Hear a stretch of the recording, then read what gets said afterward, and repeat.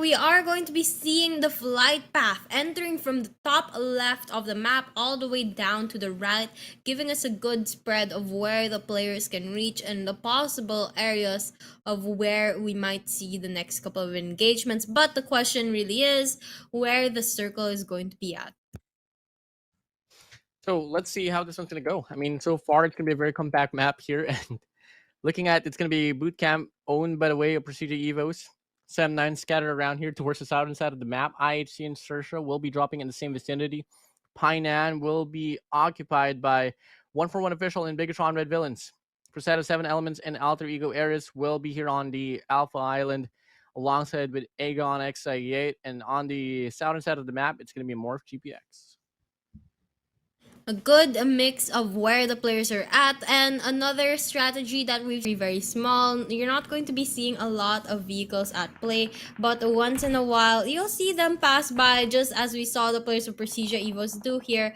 And that when that happens, that causes a lot of noise, and now the players of GSM knows exactly where they are, ready for those engagements to come through. And look at this, GSM Mimo is going to be here right under the player of the Savior Lamborghini.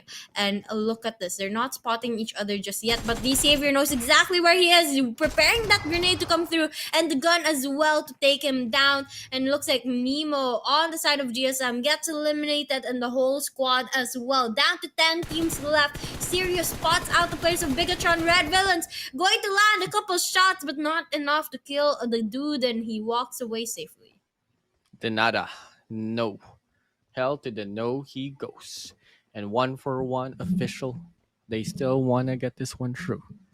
And the battle lives on with only 10 teams left inside this game. 38 players in total. And now we're seeing the zone play out. It's going to be a battle here towards the central side of the map. And we get to see that it's going to be Bigatron Red Villains. 141 official. Morph GPX. 7-9 alongside with Sersha as well. And now Persija Evos. This one to a 2v2, but instead he decides to go out and looking like he wants to lead his teammates here outside in the open. So I think that's going to be a good call as long as M9 don't spot them at all. But back to the action here between the 141 official and Bigatron Red Villains. Bigatron Red Villains, they get sent out as the 10th team here for this very round. And now we are going to be down to 9 final teams, but with Hale, Sersha, and Sem9 all at the mix right now, it's not looking good for them. But look at this, Sem9, they are pinch playing from 4 different angles, and they're going to try to sandwich not only the players of Hale onto that area, but Sersha Esports as well. And look, let's see how exactly this plays out. Hale going to be trying to stay alive here as they fight with Sersha in a very, very small area. But now Sem9 going for a push, all simultaneously, all at the same time, going towards that building. They are putting a lot of pressure onto these players. The grenades are coming through into the buildings, into the huts, and trying to take down the players of Hale. But Hale Flash are going to be the last player alive, makes it out here, going to spot one of the players on the side of Sem9. But look at this, gets surrounded, gets taken out of the game.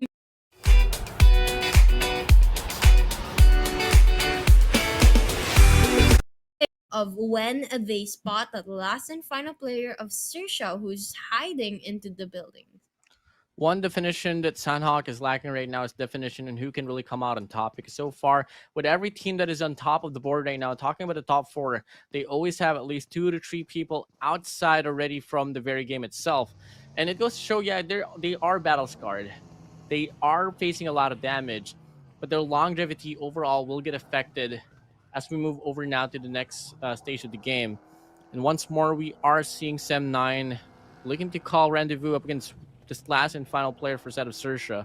But the zone will be pressuring Shopper here to go out from the shed at least. But at the same time, this is only stage 3, so the ticks are not really hurting. But whenever he does decide to go out too much in the open, he might just get exposed up against the player of Sem9.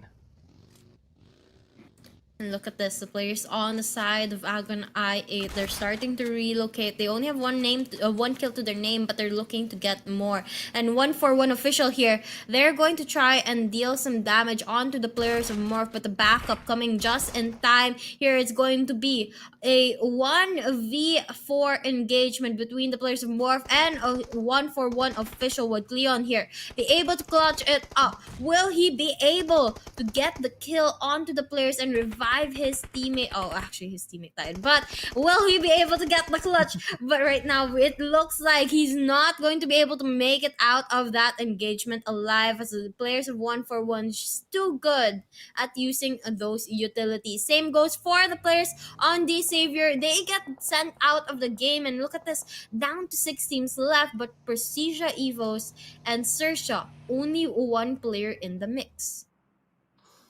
Persija, 5 Elims for them, but might just be put to stay later on. 1-for-1 official, though, slowly but surely climbing back here on top of the round here for the side of Sanhook. That's looking to be a very good shape for them. Aegon XA8, still a complete set of players. Can deal with 1-for-1 official. It's going to be on top of the mountain. And that's going to be Falak here scouting the vicinity up. And I think that in some way, this might just be an initiation here for a set of Aegon XA8. But I've got to pick your gunfights. Can't rush in. Good things may come to those who wait, but at the same time, not to those who wait. It's too late. So it's all going to come down to the aggression here for the set of Aegon XA8. Let's come and find out if it's going to be Blade or Falak here on the front lines that will try to make the play. And right now, we are going to see the player on the side of Agon I8 slowly pushing towards a 1-for-1. Now, the problem with this, Agon I8, they are at the lower grounds. They don't have too much cover in comparison to the players of 1-for-1. And not only that, but they are playing in pairs and not really going as a full squad. So that's going to be a little bit more of a difficult push for them. But look at this, the one and only player on the side of Persija Evos, he's going to be on that blue storm outside, not even going into the safe zone. Even if there's no one around him, he's not going in there because he knows that it's important that he stays alive and stays away from engagements. But right now, we are going to see the ruins stacking up with players in the surrounding areas as we see an engagement about to push through between 1-for-1 and Agon I8. It's just a matter of time now before we see that play out.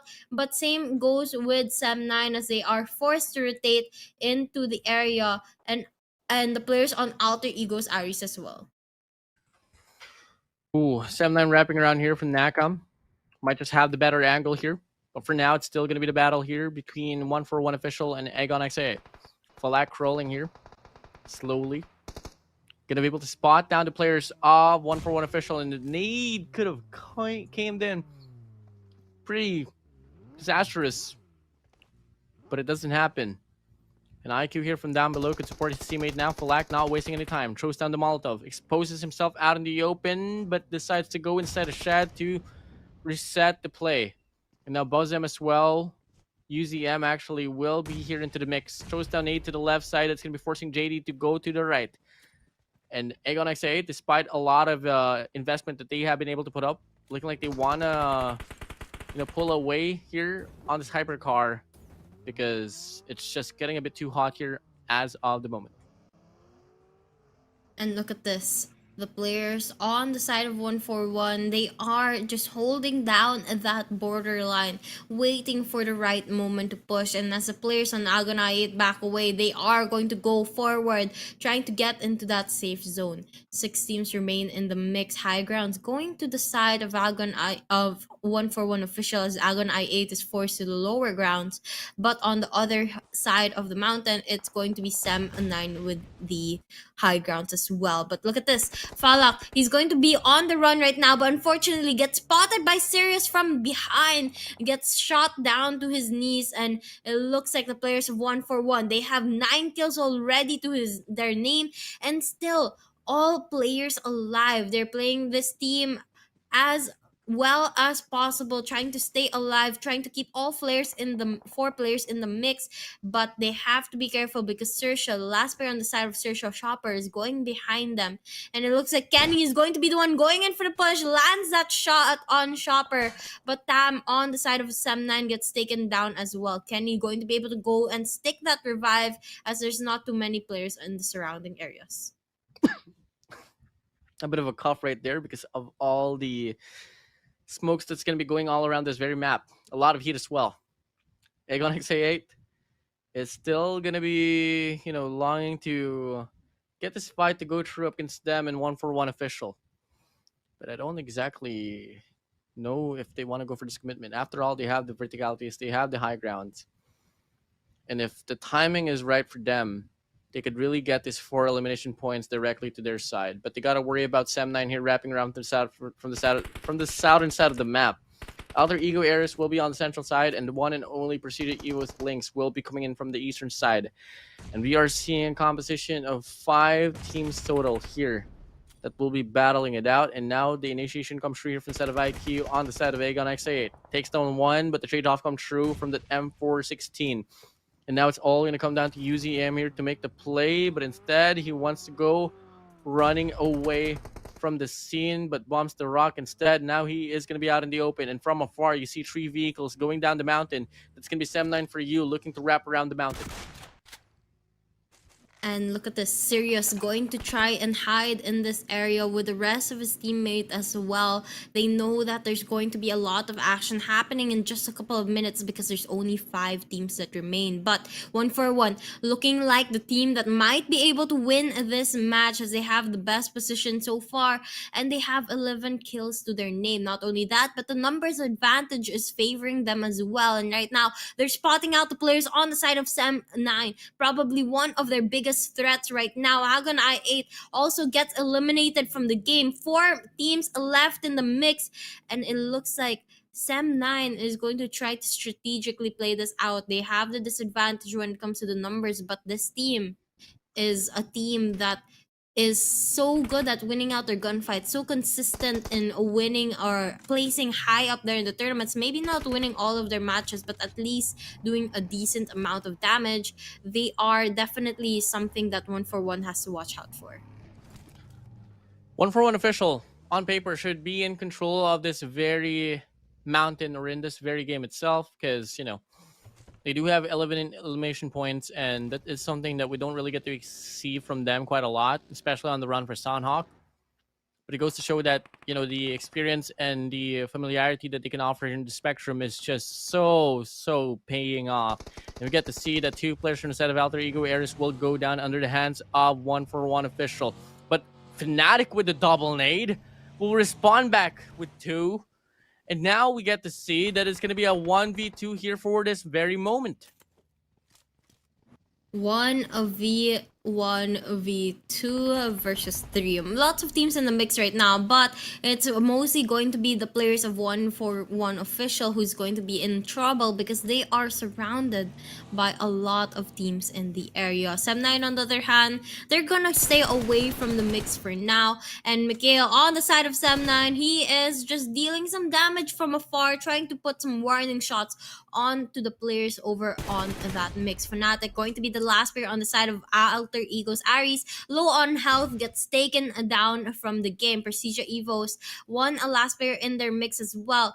1-for-1 official, still alive in the game. 3 players remain, and that is just enough to take down the players of Sam9 as well once they come into a contact. But it looks like the players of 1-for-1 official will have to deal with Linx on the side of Persija Evos before going into an engagement with Sam9 Kenny. With Sam9. 3v1 v3. Sam9, are you gonna drop the ball? Looking like it's gonna be Janaza dropping down the nade and takes half HP away from Mikhail. But Sirius will get tagged up from Kenny S, and Sirius will get thrown out from the round. Janaza spraying down. Kenny S knocked down, and a quick respondment from the set of 1-for-1 official will be putting 1 player on its demise here for the set of Sam9. It's going to be a 2v2 here between them and Sam9. 1-for-1 official. Rafay down below. Jinaza on top. Linx still lurking inside at shed, waiting for things to play out here. And I don't exactly know how to feel about this. Rafay does take on Kenny S, confirming the kill. Now it's all gonna be a fight here on the mountains, a 2v2. 2v2, but look at this. Janaza going for a very aggressive play. He's pushing towards the players of Sam9. He's going to be able to get one, and he's looking to get the other one. Will he be able to line up the shots? It looks like he takes down the players of Sam9. Linx, last player that he has to deal with. Will it be Janaza or Linx? But Linx looks like he's going to fall to the storm, and Persija Evos gets eliminated.